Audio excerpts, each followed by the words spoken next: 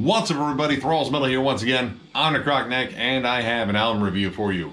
So one that came out this week of the 12th of August that I definitely had my eyes on just because, well, I was in the mood for some old school mellow death nostalgia, and the singles that have been put out kind of tapped into that a bit.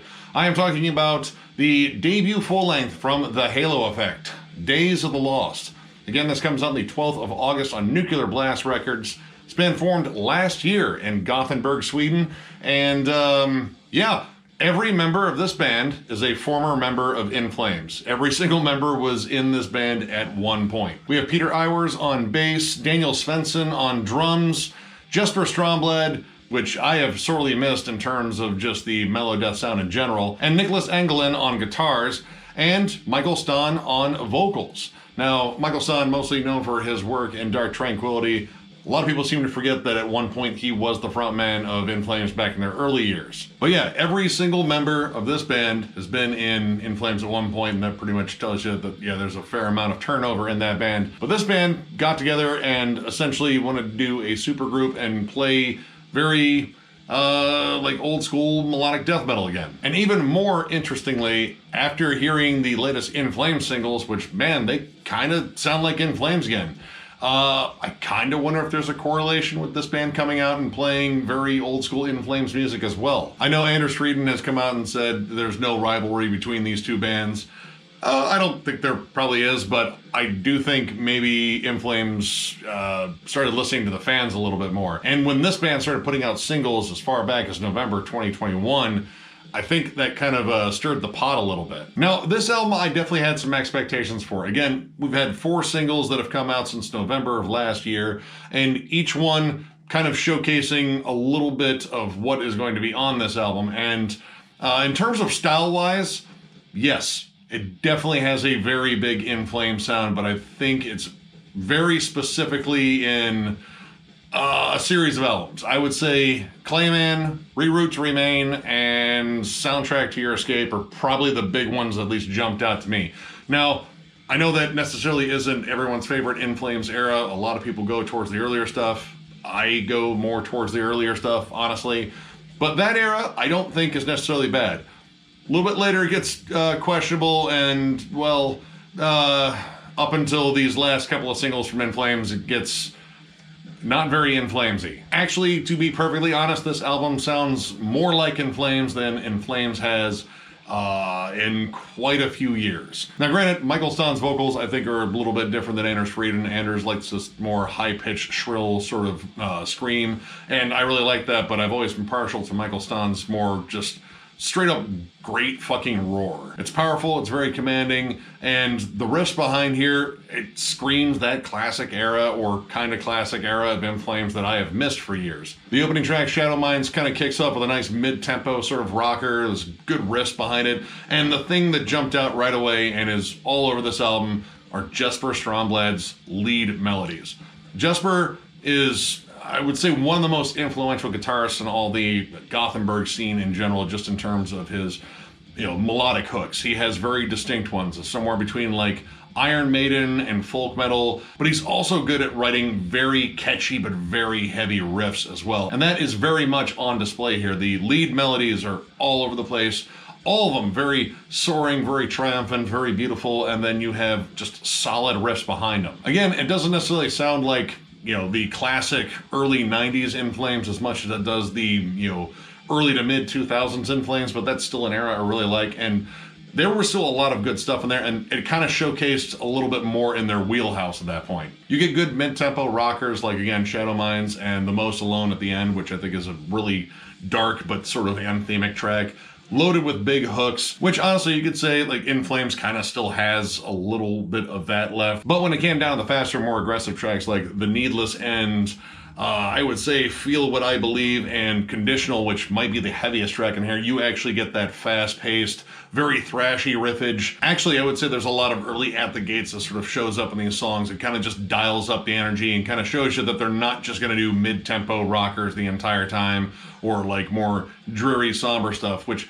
Mood-wise, this album has a very anthemic feel pretty much all throughout it. The songs sound triumphant. There's big soaring hooks. There's lots of ascending melodies. It does change around the pace a little bit and the mood occasionally. It does get a little bit more, well, I mean, I guess you could say brutal. Like, yeah, I never think of melodic death metal as like flat out brutal, but it does get a lot heavier and a lot just kind of chunkier in terms of the riffage. Most of these songs like to lead in with big hooky riffs that sort of fade in, maybe a little bit of an electronic flourish here and there, and just sort of lay into that main sort of verse riff and then just build to a giant chorus. In terms of that song structure, in terms of like the bigger, more accessible sound for a particular era of In Flames, like they're doing that really well. Again, this is more like that mid-2000s era. Admittedly, I kind of went into this with a big nostalgic feel after listening to the singles because, again, it reminded me of a particular era of In Flames that I really got into. In fact, that whole era that I brought up was the first exposure I ever had to In Flames. I had to work my way back to find, you know, the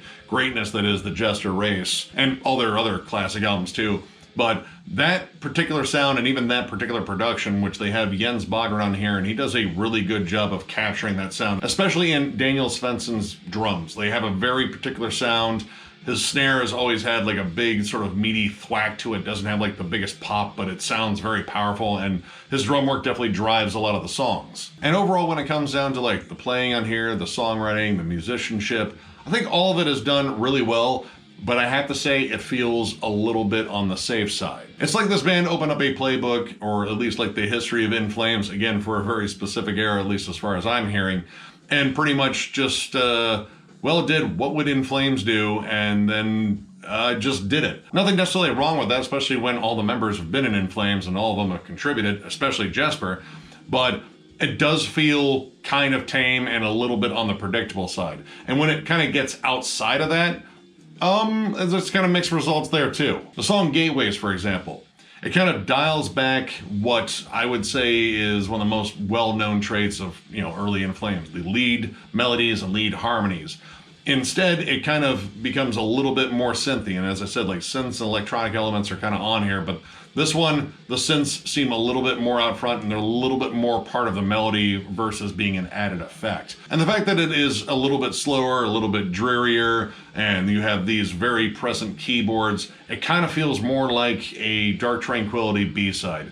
Not necessarily a bad thing, but this one kind of stood out in terms of like, all right, they're kind of getting outside of maybe just that classic In Flames sound. You still have elements of it in there, but at the same time, it kind of has a totally different vibe. Like, it doesn't feel triumphant and anthemic. It feels more sullen and depressed. And you get a little bit of like the sullen and depressed on the Most Alone too. But Gateways just feels more dreary. It's like a dark, murky fog kind of crept in the studio and bummed everyone out for a little bit. And then it kind of picks back up a little bit later. But honestly, it was kind of around the middle of this album where it felt like it kind of dragged a little bit. In Broken Trust, it feels like a 2000s In Flames single, like back when they were still writing heavy music and still very much a straightforward melodic death metal band, but they started peppering in songs that were like a little bit more accessible, like Cloud Connected or Trigger off of, you know, Roots Remain. Like, they still were heavy, they still had the token riffs, but you could definitely tell they were pushing for more accessibility. And this is where one of the clean choruses come in, and honestly, the clean choruses are kind of just there. They feel just very sullen and dreary. Like, Michael Stunn's voice really fits well in terms of the cleans with Dark Tranquillity, but this doesn't have a very dark mood to it, so he just sounds, you know, kind of out of place when it comes down to delivering like a big vocal hook for this kind of music. Anders could actually soar a little bit. Like, I'm not the biggest fan of his clean vocals, but they matched at least the feeling. This, I don't know, it just felt like a bummed out chorus and then just kind of a straightforward, safe rocker of a song. And A Truth Worth Dying For kind of does the same thing, at least the clean chorus. Like, I think the song itself is a little bit more interesting. There's like some really good, you know, heavier parts, a little bit faster parts. There's some parts in there that remind me a lot of Pinball Map off of Clayman, which I fucking love that song. But when it came down the chorus again, it kind of just dipped down into the doldrums and, you know, didn't necessarily deliver the anthemic hook that I think the song really needed. Now, I'm very picky about clean vocals in extreme metal, and I guess, you know, melodic death metal still counts as extreme metal, but I don't know, like, the clean vocals on here just don't really work with the vibe of the album overall. I think this band is at their best when they're playing like a good mix of stuff. Like you can still have the anthemic rockers and cleaner sections, but hearing that classic In Flames sound sort of all over here again, especially like the title track and Last of Our Kind, which actually features Matt Heafy on there. There's some really awesome stuff on there. Last of Our Kind actually has a string section that opens it up. There's a great stomping rhythm. I love the main riff. It's powerful, it's energetic, it's very chuggy. There's like faster sections in there, and you still get this giant chorus. Granted, it's not sung, but it actually packs a fucking punch to it. And I think that matters, the impact of the song. It kind of feels, you know, it's just stronger, more powerful. It resonates with me a little bit more. And that kind of goes back to the expectations of this release. I did have some legit expectations about this.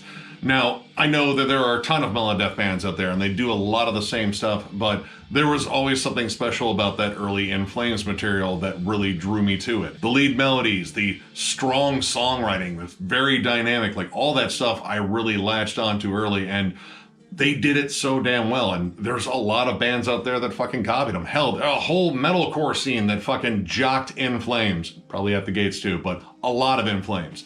These guys were hyper influential. And I was kind of looking for that again to kind of, you know, reconnect, get some nostalgic love. And I kind of got it. Like, expectations were partially met here. But overall, this wasn't a bad listen. This was, I would say, just a good album. It's really hard to match up to those classic albums, at least in my opinion. Like Jester Race, Horacle, fucking amazing shit that I still go back to and listen all the time. This one, I think is good, but again, very safe. So overall, I'm going to give this 3 stars. I think, again, it is a good album, but I don't know, they just kind of played to their strengths and played to the strengths of a very specific era of In Flames that I don't think is as divisive as, say, later albums, but that early 2000s to mid 2000s sound is kind of where people started to waver on them a bit, but it's also where they exploded in popularity a bit. I think the songwriting on here for the most part is solid. It's great hearing Jesper back. You can definitely hear his touch on every song. This is one of those bands where I feel like they came together just out of fun because they wanted to reconnect with the sound that they were all a part of at one point. I mean, actually, a good chunk of them are still a part of that sound, just in different bands. The songs that I love in here, I think, are absolutely fantastic. The songs that I'm not the biggest fan of, I still think are good. They're just not for me. When they tried playing the more radio-friendly, sort of In Flames-y stuff, like, that's where it kind of lost me. And the middle of this album definitely dragged at points, but it did pick itself back up pretty well. If you were a fan of, again, that very specific era of In Flames, or just sort of In Flames in general, like minus the more alt metal stuff that they've been doing, this would be a solid purchase. Honestly, it has that vibe again. If you got into In Flames when I did, and like around like Clayman and shit like that, this will sound very familiar, but probably for a really good fucking reason. Again, going into this with expectations, because generally I try to like lower my expectations, not like as an insult to the band, but I don't want to get my hopes too up. And I might have got them up a little bit too much here, but ultimately I wasn't really let down. It was just, you know, some moments on here that I feel like, I don't know, kind of just didn't do it for me. But that's just me. I recommend you check this out for yourself, give it a listen, tell me what you think. I think this is a pretty solid debut album, and honestly, I wouldn't mind hearing more from them. So if you enjoyed this review, give it a thumbs up, and if you are new to the channel, subscribe, because we do stuff like this all the time.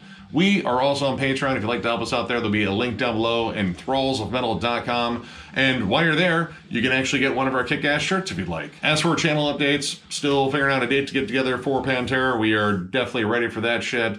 I am working on a new segment coming up. I had some external help from a friend on Facebook, and I think this will be a fun one. It's turning out to be one I have to do a lot more research for, but I welcome that because research is kind of fun for this. And of course, Denver Death Fest, we did move it back to next year, April 20th through the 23rd in Denver, because obvious reasons that I've already made jokes about. This has definitely given us a little bit more breathing room here, and I believe we were able to confirm pretty much all the bands.